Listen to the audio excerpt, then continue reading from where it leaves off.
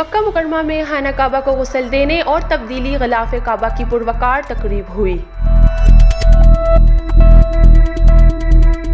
खाना काबा को गुस्ल देने के बाद खालिस सोने चांदी की तारों और खालिस रेशम से तैयार करदा गिलाफ काबा तब्दील किया गया।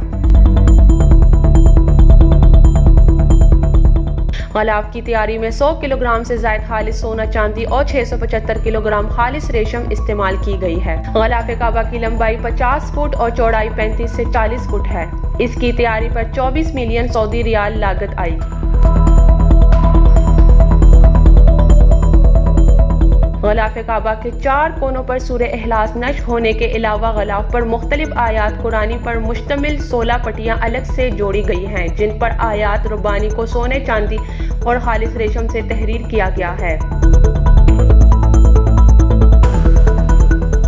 इस साल कोरोना की वजह से सिर्फ सऊदी अरब में मुकीम गैर मुल्कियों और सऊदी शहरियों को ही हज की इजाज़त दी गई थी।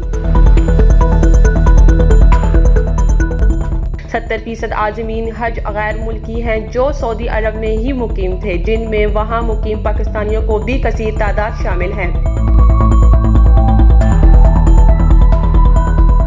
नौशीन, sportstory.news।